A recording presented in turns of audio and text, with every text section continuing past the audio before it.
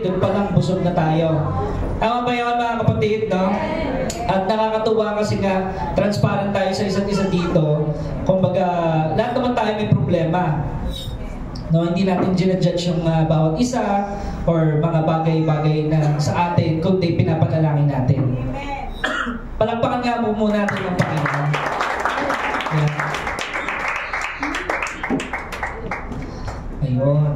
Salamat po sa ating birthday girl.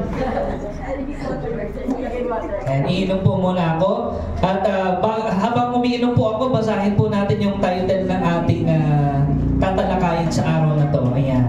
1, 2, 3, go! Know the schemes of the enemy. Isa pa. Know the schemes of the enemy.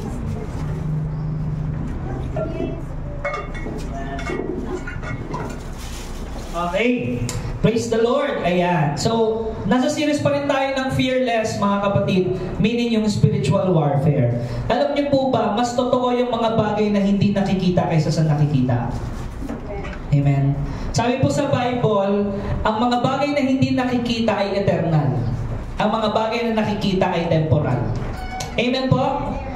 Maging yung mga problema na nakikita mo sa buhay mo, sa pamilya mo, kapatid, paalala lang, temporary yan. No? Sabi sa Bible, pagtuunan natin yung mga bagay na hindi nakikita kaysa sa mga bagay na nakikita. Pero paano po mangyayari yon kung wala po tayong relasyon sa Diyos? Malabo pong mangyayari yon. Kaya, ang napakahalaga po isang tao makakilala merong personal, aktibong relasyon sa Panginoon. Nang sa gayon, tayo ay aware sa lahat ng mga bagay na nangyayari sa buhay natin at aware tayo sa pagkilos ng kalaban. Amen? Basahin po natin sa John chapter 10 verse 10. Sabi po dito ng Panginoong Jesus, dumarating ang magnanakaw para malamang magnakaw, pumatay at manira. Naparito ako upang ang mga tupa ay magkaroon ng buhay na masaganang lubos. Amen po? Sige po, tayo po muna muli ay manalangin.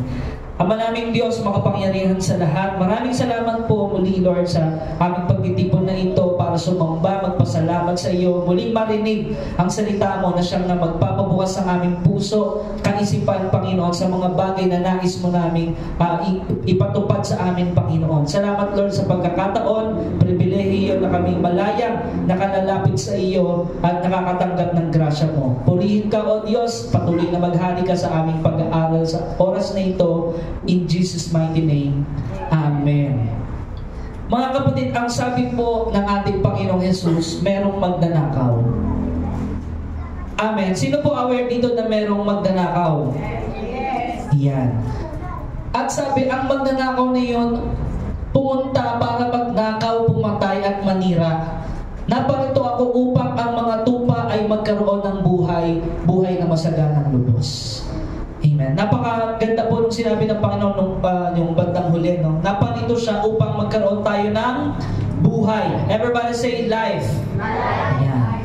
Because apart from Jesus, wala talaga tayong buhay na sinasabi nating masagana o yung masaya, yung may kagalakan, yung may satisfaction. Amen? Because sabi ni ang Panginoon Jesus, sabi niya, I am the way, the truth, and the life.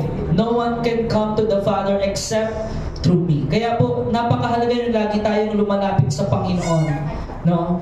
Hindi lang dahil may problema tayo o dahil mabigat yung nararamdaman natin, kundi dapat kahit anong panahon, anong sitwasyon, lapit at lapit tayo sa Panginoon. Amen po? Mga kapatid, no? At napakadami pong ginagawa ng kaaway sa bawat isa sa atin, mga kapatid. Dapat po alam po natin yun, na merong atake. No? Kaya nga ang title natin, Know the Schemes of the Devil. No? Maraming nga gustong gawin sa iyo ang kaaway. Gusto kanyang nakawan. Ano yung gustong inakaw sa iyo ng kaaway? Siyempre, yung kagalakan mo. Gusto niyang palitan ng kalungkutan. Amen? Yung pag-aging active mo sa pagsaserve sa Panginoon, hahatakin ka niya para mawala ka sa church. Alam ba natin yun? Gagamitin niya yung emosyon mo, gagamitin niya yung mga tao sa paligid mo, maging yung pamilya mo, kayang gamitin ng kaaway para malayo ka sa Diyos. Yes. Alam ba natin yan, mga kapatid? Kaya nga, ang title natin, Know the Schemes of the Enemy. Diba, Ephesians, yun yung text natin, Ephesians 6:10, no, hanggang 17. Anong sabi doon? Hindi tayo nakikipaglaban sa laman o sa tao, kundi sa mga espiritong gumagala sa mundong ito, espiritu ng kadiliman. Amen? Na pinamumunuan ni Satanas, na ang tanging layunin nila ay magnakaw, pumatay at magwasak. Kaya nga po maraming wasak na tahanan. Amen? Maraming wasak na kabataan.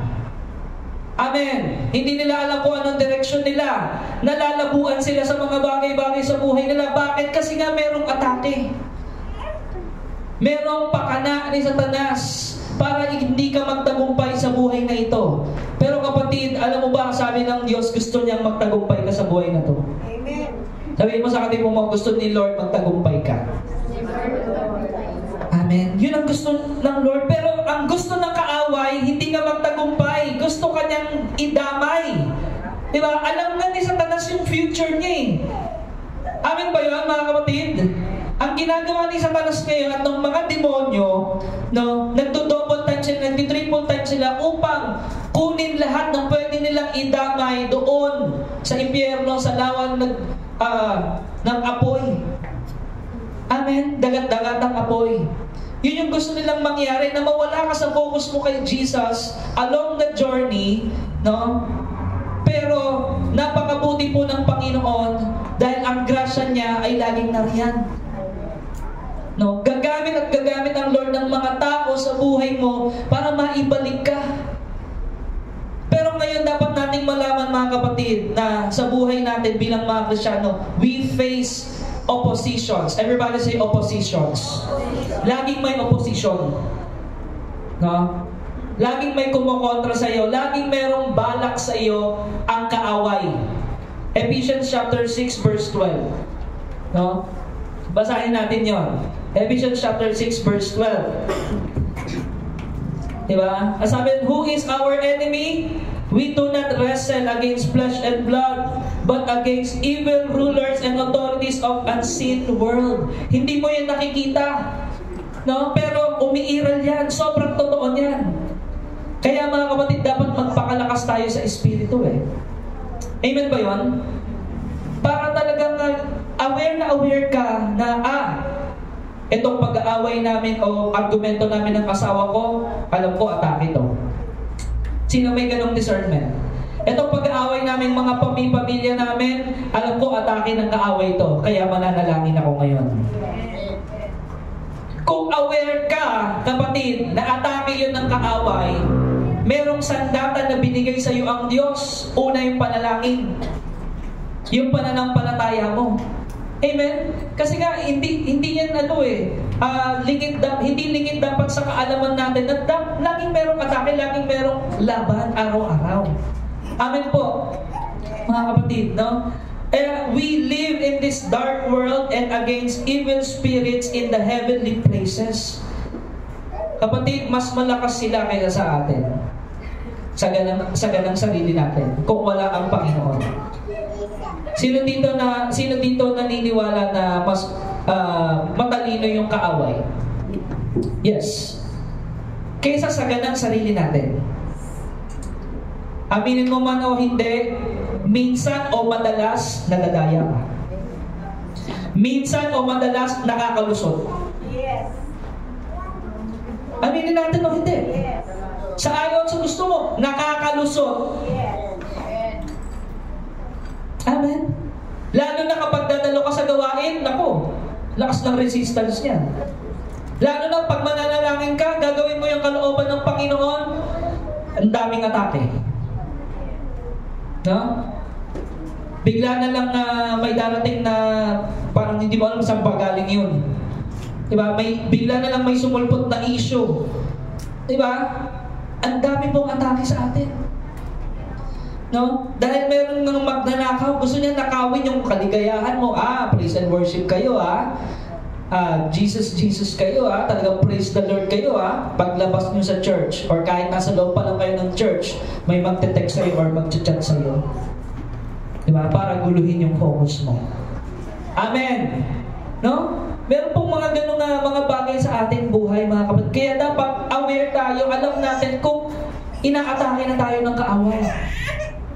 Amen po, mga kapatid. We must know that it could be an attack. Baka nga sa oras na ito, you are under attack. You are under attack.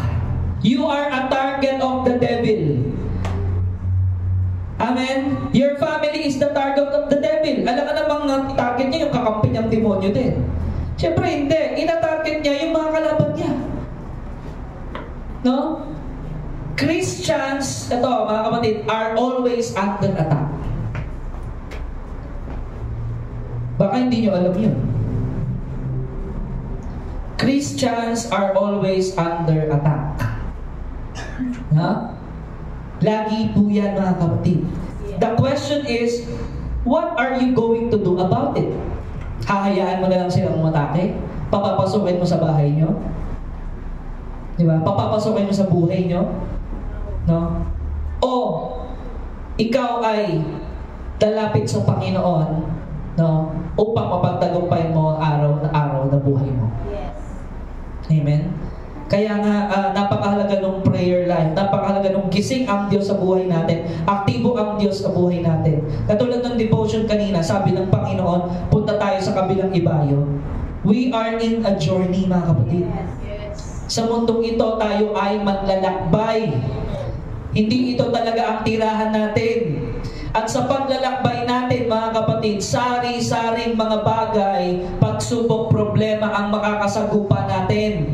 The question is, where is Jesus in your boat? Ano sabi nung sa devotion kanina? Nandun siya sa hulihan, natutulog. Bakit laging huling option si Jesus? Bakit hindi pwedeng laging first siya? Lagi mo siyang hinuhuli. Dahil akala mo, kaya mo sa sarili mo. Akala mo, dahil matagal ka ng Kristiyano, kaya mo na. Akala mo, dahil marami ka nang alam sa verse, sa Bible, ay kaya mo na. Akala mo, dahil leader ka na sa church, pastor ka na, kaya mo na. Apart from Jesus, you can do nothing. Amen. Wala pa natin ang Panginoon. Amen. So, binigyan tayo ng Panginoon ng mga paliwanag na upang manalo tayo. Merong game plan. Sabihin mo sa katabi, may game plan. Yan. Laging may strategy ang Panginoon. Kailangan mo lang magkaroon ng prinsipyo na makinig. No? Alam mo, ang katulad no? Napakahirap sa ating mahalin yung mga hindi kaibig-ibig. Pero sa tingin mo, sa Panginoon, mahal ka niya? Amen. Ang tanong, kaibig-ibig ka ba? Hindi rin naman eh. Kung yung kaya mo lang mahalin ay yung mga nagmamahal sa'yo, wala kang pinagkaiba sa mga hindi nananampalataya. Pero ang Kristiyano, extraordinary. Kaya mong ibigin kahit hindi yung kaibig-ibig. Hindi ibig sabihin kukonsintihin mo Amen? Ibig sabihin, kaya mo pa rin siyang tignan, no, na may pag-ibig at meron siyang pag-asa. Dahil yun yung nakamit mo, natanggap mo mula sa Diyos. Hindi ka naman matututong umibig sa mga hindi ka ibig-ibig kung hindi ka nakaranas ng pag-ibig ng Diyos Amen? At yun yung gagamitin ng kaaway, yung emotion mo mismo. When emotion is high, logic or intelligence is low. Kaya nga, renewing of the mind. Ang battleground is in the mind. Kung wala kang salita ng Diyos sa isip mo, sa puso mo, paano mo lalabanan yung hindi mo nakikita, hindi mo nga nakikita. Amen po? Kaya sabi, you must pray without ceasing. Huwag mong kaligtaan yung full armor. Amen? From head to foot. Binanggit po yan ng ating Panginoon, no? At lagi dapat tayong confident sa Panginoon. Siya yung active na Savior natin. Siya yung Diyos natin na lagi nating nilalapitan. Kaya nga po, huwag kayong mawawala sa seminar ng August 21, holiday yun. No? Talagang ibibigyan natin ng diin doon kung gaano kahalaga yung pagsamba sa Diyos, kung gaano kahalaga yung prayer, kung gaano kahalaga na malaman mo yung relasyon mo sa Diyos. Amen? Kasi po, kung relihiyoso ka lang, na yung parang, ano ibig sabihin ng relihiyoso? Walang pagbabago. Ganun lang, di ba? Simba uwi. Alam niyo yun? Simba uwi. Di ba? Ganun lang, religious ka lang eh. Pero walang power kasi nga walang nangyayaring pagbabago sa buhay mo, sa karakter mo, sa pagkatao mo. Bakit walang nangyayari? Kasi hindi ka sumusunod sa Panginoon. Hindi mo siya inuuna. No? Kaya napakalaga nung una sa lahat, unahin mo ang Panginoon. Pakinggan mo yung sinasabi niya. Amen. When it comes to spiritual warfare, mga kapatid, there are two extremes, no? Na yung iba naniniwala, no? Dinidisregard nila yung spiritual warfare, no? Na, hindi totoo yan kasi nagtagumpay ng Panginoon. Yung iba, ganun paniniwala. Yung iba naman, ang akala nila, lahat na lang ng nangyayari sa buhay nila ay atake ng kaaway. Kapatid, hindi lahat. Minsan, ikaw ang may gawa nun. Kaya nangyari yun sa iyo. Amen. Kaya nga, you must know, you must determine kung atake ba yun ng kaaway o ako na yun, yung gumawa nun sa sarili ko. Amen. Yes. Kasi kapag nilagay mo lahat na ito, atake ito ng kaaway, atake ito ng kaaway, atake ito ng kaaway, wala ka ng accountability. Lahat sisi mo, atake ng kaaway. Pero kung sa sarili mo, alam mo na, meron akong talagang nagawa, no? Kaya, pang mangyayari, makakapagsisi ka. Amen. At kapag nakapagsisi ka, mare-restore ka. Amen. At kapag na-restore ka, lalakas ka sa pananampalataya. At kapag malakas ka sa pananampalataya, makakasunod ka ng maayos sa Panginoon. Amen. Kaya, basahin natin yung 2 Corinthians chapter 2, verse 11. Upang hindi tayo malamangan ni Satanas. Bakit ito sinabi ni Apostle Pablo? Alam niyo ba maraming mga Kristiyano laging nalalamangan ni Satanas? Sa paggastos mo sa pera, sa pagdidesisyon mo, sa relasyon mo sa kapwa-tao, laging may atake, nalalamangan ka ni Satanas. Kasi hindi ka aware sa atake niya. Sapagkat hindi lingid sa atin ang kanyang mga pamamaraan. So, ibig sabihin, dapat alam mo yung pamamaraan ng kaaway. Example. Gusto nyo ng example? Naalala nyo, sinabi ni Pedro, sabi ng Panginoong Jesus, sa gabing ito, di ba? Malapit na akong ipagkanulo or malapit na akong hulihin. Ano sabi ni Pedro? Hindi pwede mangyari yan, Lord. Maging yung buhay ko, ibibigay ko para hindi mangyari. Hindi pwede mangyari yan, Panginoon. Anong sabi ni Jesus sa kanya? Lumayo ka sa akin, Satanas. Bakit sinabi ng Panginoon yun kay Pedro? Ang ganda naman ng sinabi ni Pedro. Tama ba? Ang ganda ng sinabi ni Pedro eh. Hindi dapat mangyari sa iyo yan, Panginoon.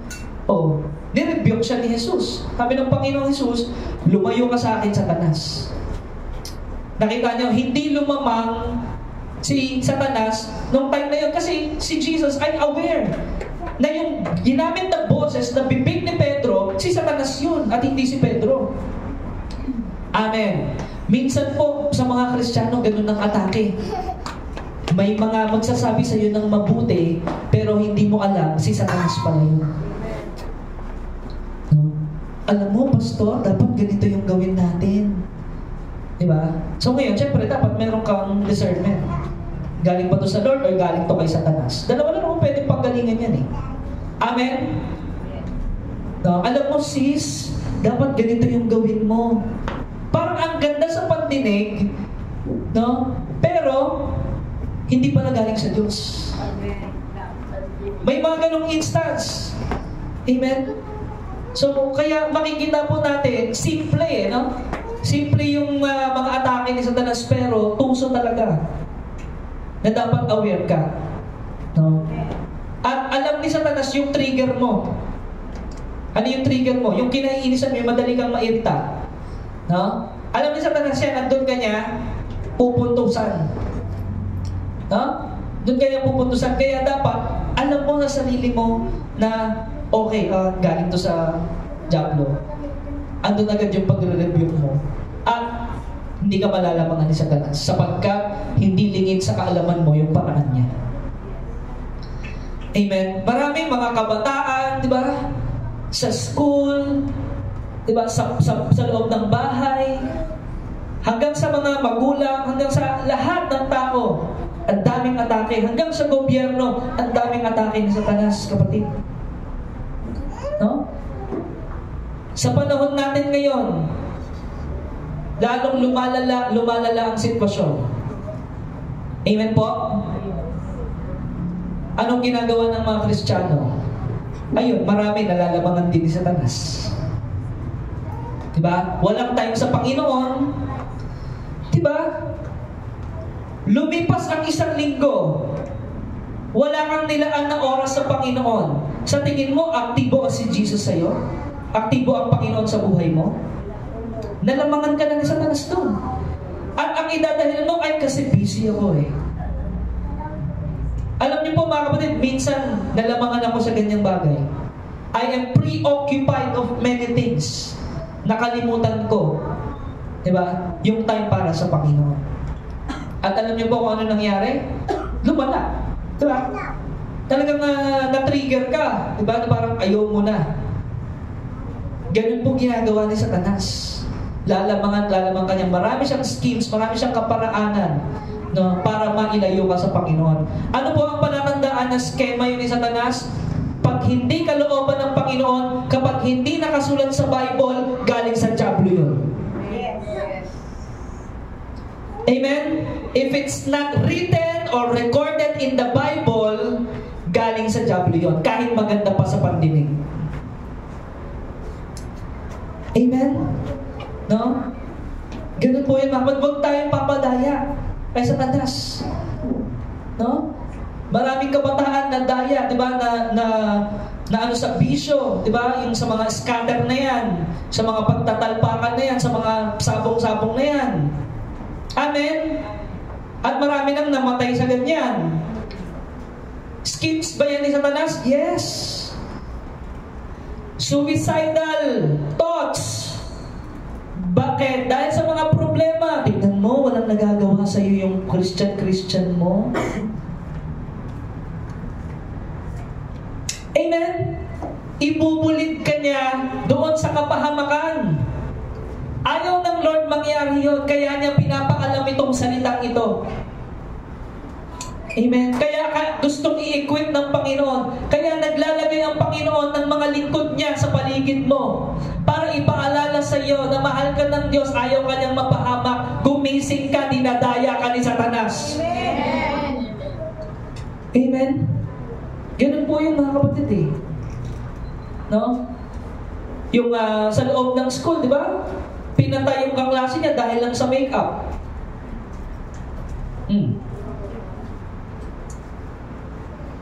Kaninong gawa yun? Diba? Tumataas ang rating ng suicide sa mga kabataan at sa mga katandaan. Kaninong gawa yun? Anong espiritu meron gumagala ngayon sa mga school? Sige nga. Sa Diyos ba yun? Lumalala ang teenage pregnancy. Yes. Si Satan mahilig magpakinig yan para hindi ka makinig sa pastor mo. Amen. Doon kanya tinirahin sa emosyon mo. Dahil alam niya, yun yung trigger mo. Pero sabi ng Bible, maging matalino ka. Be wise as a serpent, be humble as a dove. Bakit serpent? Paano naging matalino yung ahas? Tingnan mo, nakapasok na sa bahay mo yung ahas, hindi mo alam eh. Ganun siya katalino. Amen? Hindi sinabi doon na maging ahas ka. Sabi doon, tingnan mo kung yung talino ng ahas, maging ganun ka. Maging wise ka. Huwag ka basta-basta pag kinilig ka, basta bigay ka. Hindi ganun. Amen? Sabi sa Bible, be wise as a serpent, be humble as a dove. So maging aware ka. Di ba yung ahas, malakas yung niyan, sense sa paligid niya? Yung discernment niya malakas? Na kahit nasa likod niya, alam niya, kahit medyo malayo, alam niya na merong gustong umatake sa kanya. Yun yung sinasabi sa Bible. Naunawaan natin, mga kapatid. Yes. Diba? So, ganun po yun eh. At yung ahas, diba, maparaan yan eh. Susuot yan kahit saan eh. O, ganun. Maparaan dapat ng Kristiyano. Amen po, mga kapatid. Diba? Sa gobyerno natin, grabe yung atake. Sa mga magulang, diba? Maraming wasak na tahanan. Maraming wasak na relasyon. Magulang sa anak, magkakapatid. Yun yung sinasabi sa John 10:10 na binasa natin kanina. Na parito magnanakaw, upang magnakaw, pumatay at magwasak. Diba? Yung mag-aaway yung mga kapatid, simula nung bata sila, tinalim na nila yon, tapos nagkita-kita na sila nung nilibing na yung isang kapatid. At nag-away pa sila doon. Parang gusto pang itulang yung isang kapatid doon sa sumama ka na nga dyan. Kaninong espiritu galing yun? Kay Satanas. Addiction, mga bisyo, yan, ginagamit yan ni Satanas eh. Kaya nga sabi, dapat alam mo yung kanyang mga atake. Alam mo yung kanyang mga pamamaraan. Alam mo yung kanyang mga pang-aakit. Ginawa na yan sa ninuno natin kay Adan at Eva. Matuto na tayong mga Kristiyano na magtiwala kay Kristo at siya lang ang pakinggan natin. Amen.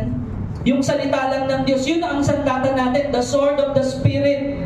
Kung wala kang salita ng Diyos, kung mapurol yung sandata mo, bakit? Dahil once a week ka lang nakikinig ng salita ng Diyos, wala kang personal devotion, kapatid, madalas madadaya ka talaga. Madalas mawawala ka talaga sa church kasi nga kulang yung salita ng Diyos. Kulang yung paalala. No?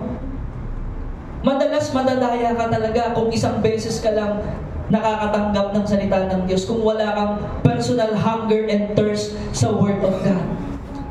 Alam nyo yung mga wala ng gutom at uhaw sa salita ng Diyos?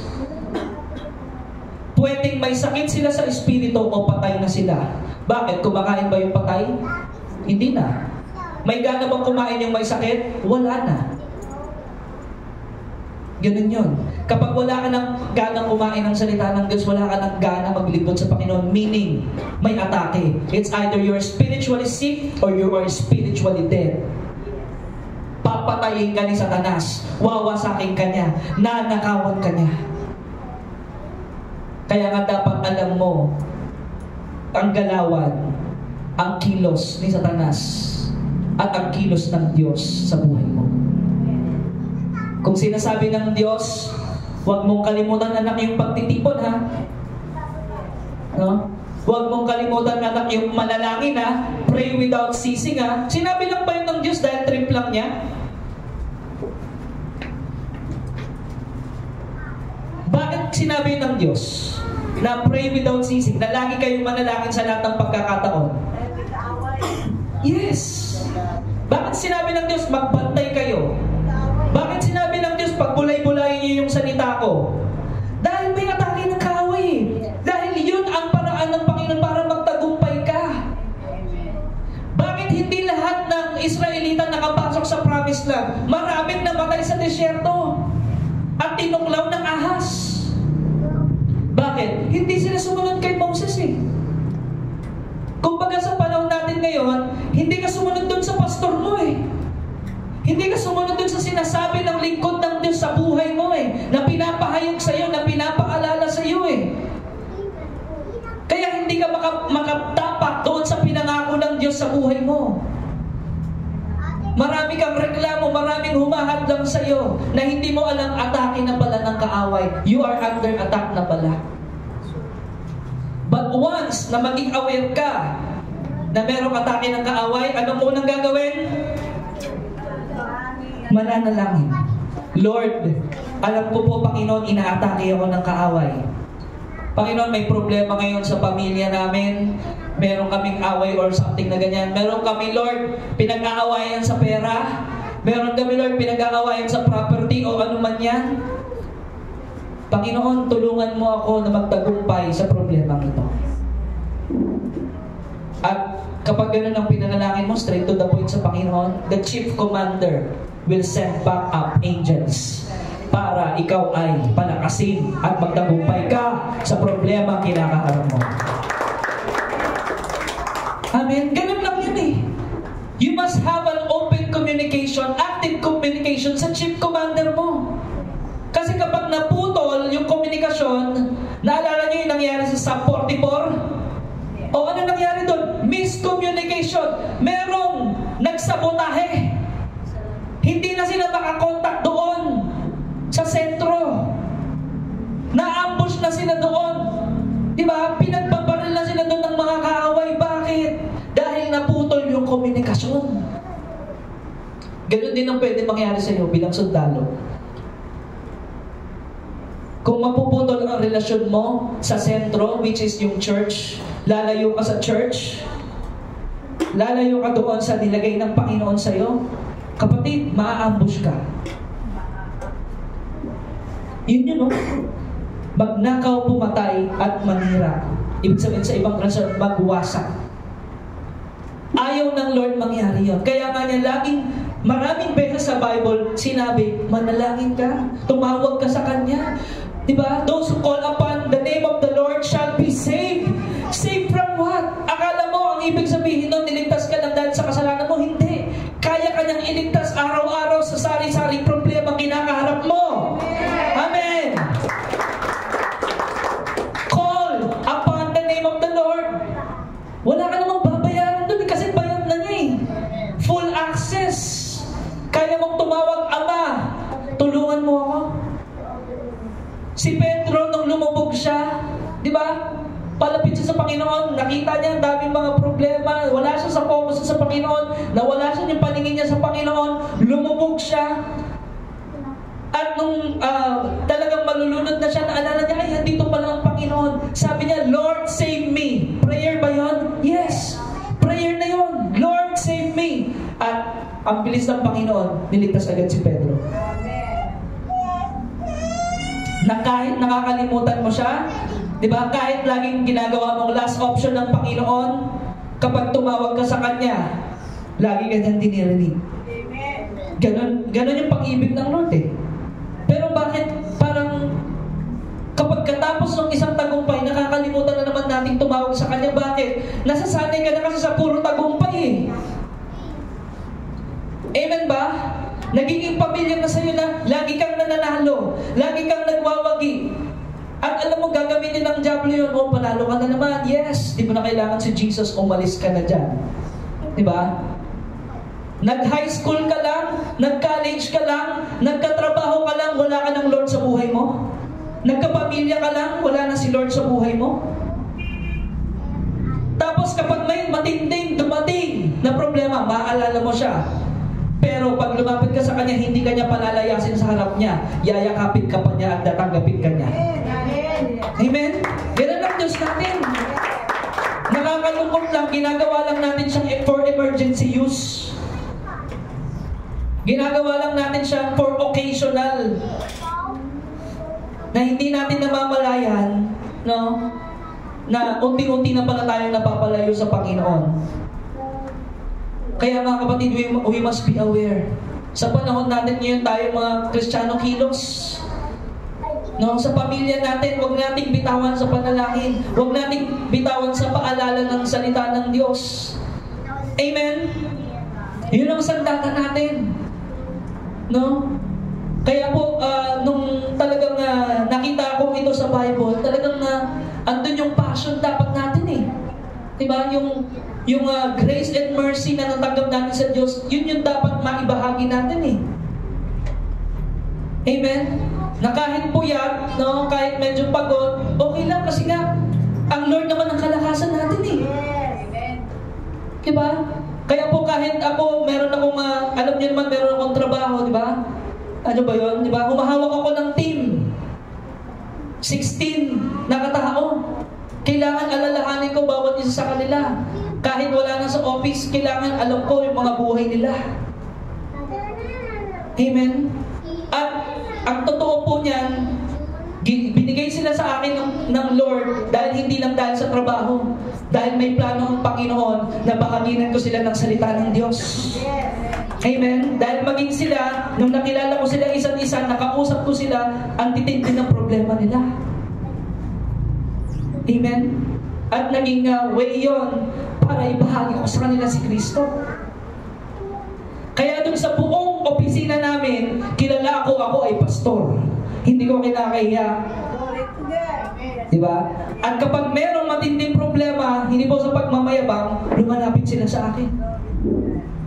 Kahit yung hindi ko agent.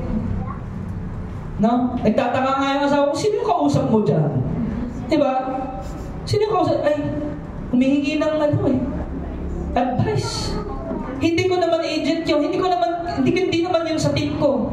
Pero kilala niya ako na meron akong Diyos na tagapagligtas. Na nakikita niya yung liwanag na pwede ring maibahagi sa kanya. Amen?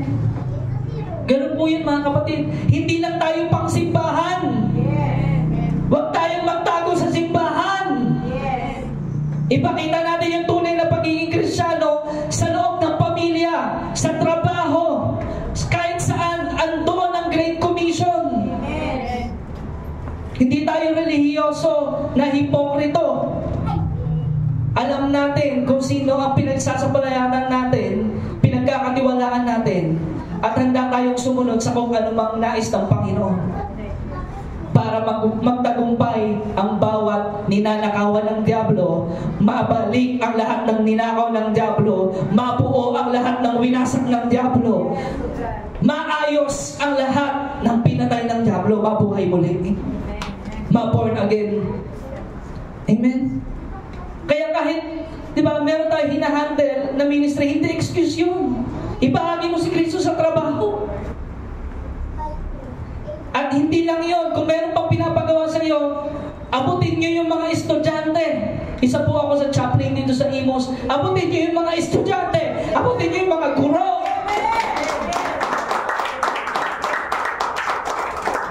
Amen? Nung una pong pasok ko dyan sa General Juan Castañeda, ang susungit po. Hindi po ako welcome. Pero dahil may Diyos tayo, sabi ng Panginoon, tumuloy ka lang. Yung masungit, lagi nang nakangiti sa akin. At lagi na nila akong hinahanap. Amen? Ganun po ang pagmamahal sa Diyos. Kapag tuloy-tuloy kang nagmamahal sa Diyos, di ba? Magiging mas aware ka sa mga gawa ng kalaban. Amen? Ganun po yan mga kapatid. No? Hindi lang tayo pang simbahan na magaling tayo mag-preach, magaling tayo mag-share ng Word of God, pero pagdating sa labas, sira yung patotoo mo. Diba? Hindi yun. Ang gusto ng Panginoon, abutin nyo ang lahat ng inaatake ng Diablo. Puntahan nyo sila. Amen. Huwag kayong mahiya. Do not be ashamed of the gospel, for it is the power of God for the salvation of men. Amen.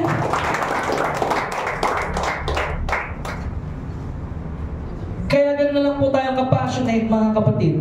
No? Dahil pag binasa mo yung Bible, kapag yung mga tao na hindi nakakilala sa Panginoon, na wala sa mundong ito, wala na pong pag-asa yun. Kaya kung mahal mo yung pamilya mo, mahal mo yung kapwa mo tao, mahal mo yung kaibigan mo, no?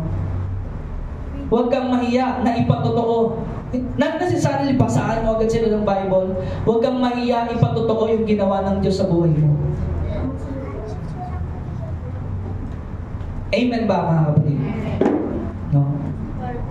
Kaya napakahalaga sa atin, malaman natin ano ba ang nais tanggalin ng Panginoon sa atin para matupad natin yung kanyang kalooban.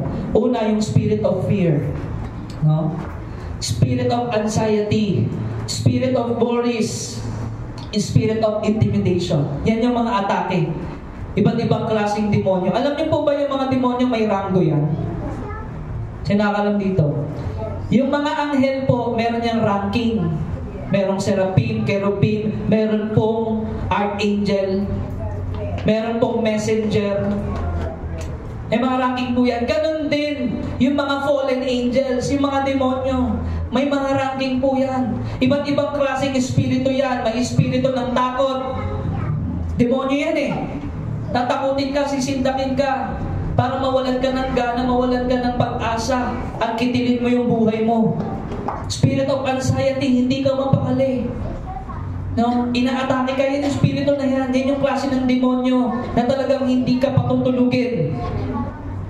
Amen? Kapag nakaranas ka talagang ng pag-aalala na hindi ka talagang makatulog, kapatid, you are under attack. Merong demonyo umaligid sa buhay mo. That is the spirit of anxiety and spirit of worries. Diba? Na yung parang natatakot ka na wala namang dahilan. Sino ito nakaranas nun? Nakaramdam ka ng takot, wala namang dahilan. There's an attack. Amen. Spirit of intimidation. Wala kang kumpiyansa. Diba? Na ang tingin mo sa sarili mo, wala kang alam, hindi ka marunong, hindi ka magagamit ng Panginoon. Diba? May umaatake sa'yo na demonyo. So dapat alam natin yung lahat ng bagay na ito, mga kapatid. Sapagkat nais ng Panginoon, lahat ay magtagumpay, lahat ay maligtas. Sino dito yung gusto niya yung pamilya niya maligtas? Amen? Lahat tayo gusto yun. The question is, anong ginagawa natin para mangyari yun? Meron na ba tayong ginagawa? Meron na ba tayong ginawa o ginagawa? No? O hinahayaan lang natin sila? No? So, ganun po, mga kapatid.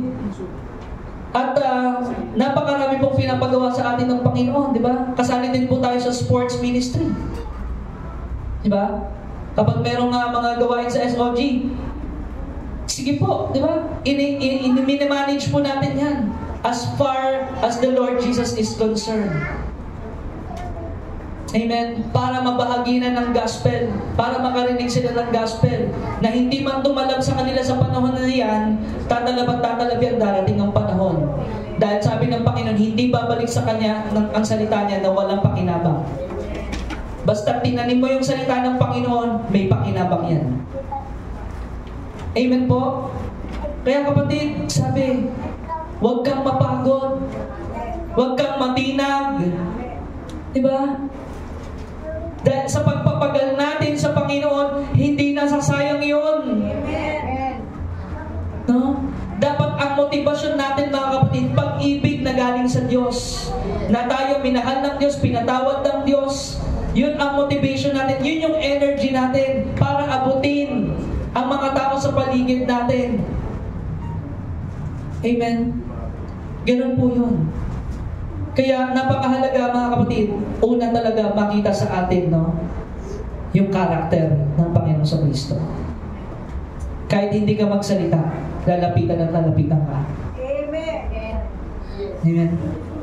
Makita yung transformation, makita yung pagbabago, makita na meron kang Diyos sa buhay mo. Kaya, kapatid, napakahalaga talaga, no, ng ating mga lilingkod, pagsamba sa Panginoon. What are some of the primary objectives of the lies of the enemies? Dapat alam natin yung kasinungalingan dahil si Satanas hari ng kasinungalingan niya. Basahin natin. Lies of the enemies to cause us to doubt, no? Na tayo ay magduda sa katotohanan ng salita ng Diyos. Nangyayari po yan, no? Na kapag meron kang natanggap ng salita ng Diyos, ang gagawin ni Satanas, mapagdudahan mo yung pangako ng Lord. No? Akala ko ba God is good all the time? God is good?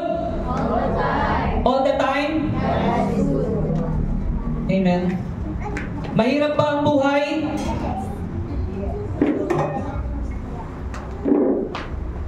Yes, that is the reality. Pastor, akala ko ba God is good all the time? Bakit mahirap ang buhay? Narinig nyo na yan? Kaya nyo bang sagutin yan? Akala ko ba, brother, akala ko ba, sister, God is good all the time, pero bakit ang hirap ng buhay?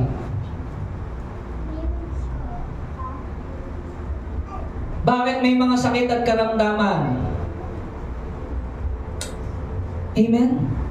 Andun yung spirit of doubt na para pagdudahan mo yung kabutihan ng Panginoon. May maraming tanong, bakit may mga nare-rape? Bakit may mga namamurder? Bakit may mga nasusunugan? Akala ko ba God is good all the time?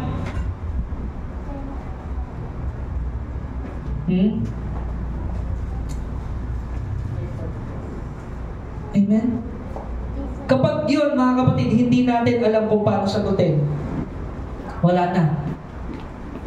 Nakapasok na ang diablo. Amen? Yes, life here on earth is hard. No? Pero mabuti pa rin ang Diyos. Paano natin nasabi yun, mga kapatid? No? Dahil yung nakakatanggap ng kabutihan ng Lord, lahat ng tao yan. Ang problema lang, ano po ang pinakamalaking problema natin? Kasalanan. Wala pong pagkakilala sa Diyos ang maraming tao. Wala pong pagsunod sa Diyos ang lahat ng tao.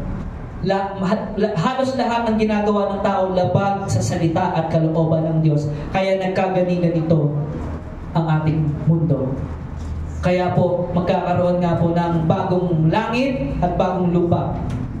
At itong lahat ay lilipas. Yun po ang gospel, mga kapatid. Totoo, realidad sa mundong ito, ang sobrang kasamaan, sobrang kadiliman.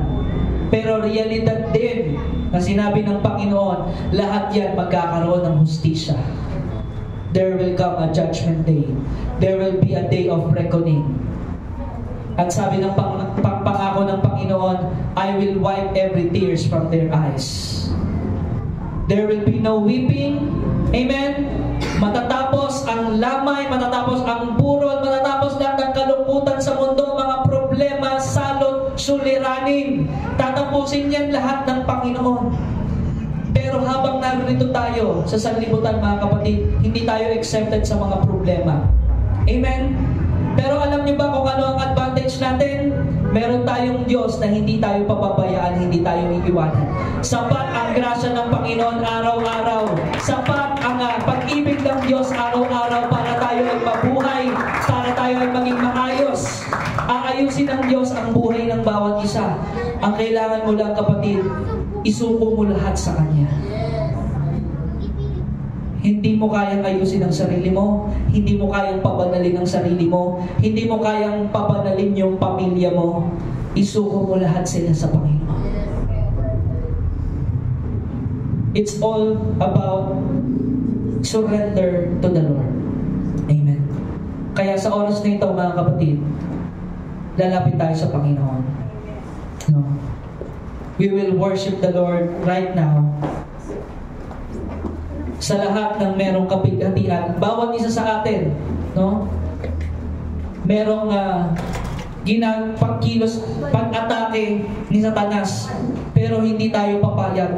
Hindi papayag ang Diyos na hindi tayo magtagumpay. Amen. Dahil napagtagumpayan niya na ang sanlibutan. Kailangan mo lang, kapatid, ay palagi ang sundin. No, huwag kang mawala sa focus mo sa relasyon mo sa Panginoon. Amen? Yes, Lord God. Nilalapit po namin, Panginoon, ang aming mga sarili sa